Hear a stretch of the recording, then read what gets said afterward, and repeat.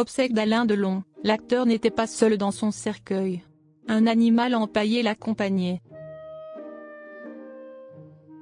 Daniel Broussin a longtemps été le garde du corps d'Alain Delon. Dans les colonnes du Parisien ce dimanche 22 septembre, il a accepté de faire quelques confidences sur les obsèques de l'acteur. Daniel Broussin a fait des confidences émouvantes sur sa relation avec Alain Delon et il a également évoqué les moments marquants de leur collaboration. C'est une icône du cinéma français qui est décédée le 18 août dernier. Alain Delon, âgé de 88 ans, a rendu son dernier souffle, paisiblement dans sa maison de Douchy aux côtés de ses proches, ont annoncé ses enfants à l'AFP. Ce dimanche 22 septembre, c'est dans les colonnes du Parisien que Daniel Broussin a fait quelques confidences. Ancien garde du corps de l'acteur, il a notamment évoqué ses obsèques. Je leur ai dit que c'était un honneur d'être là, comme ça a toujours été un honneur de travailler pour Monsieur Delon. Eux m'ont répondu que je faisais partie de la famille, a-t-il d'abord confié. Alain Delon avait de nombreuses exigences et ce n'est pas Daniel Broussin qui dira le contraire. Très peiné par ce décès, il a toutefois été apaisé lorsqu'il a réalisé que les dernières volontés de son patron ont été respectées. Notamment celle que Poupousse, le chat à trois pattes que l'acteur avait congelé après son décès, soit disposé avec lui dans son cercueil, peut-on lire. Ainsi, c'est aux côtés de son animal à quatre pattes qu'Alain Delon repose pour l'éternité. Un acteur qui était très proche des animaux. Daniel Broussin, un garde du corps proche de l'acteur. Daniel Broussin confie avoir voyagé en jet privé, seul avec François Mitterrand, mais se retrouver face à Alain Delon était davantage impressionnant pour lui.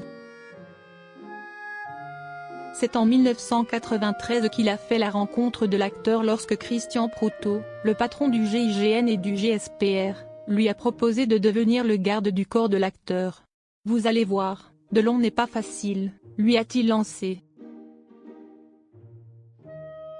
Daniel Broussin accepte ce défi et, malgré le caractère parfois compliqué d'Alain Delon, il le réalise avec grand plaisir puisqu'une amitié va naître. Daniel Broussin se souvient de sa rencontre avec l'acteur. « Ce qui m'a marqué tout de suite, c'est son regard. On avait l'impression qu'en vous observant, il connaissait tout de vous.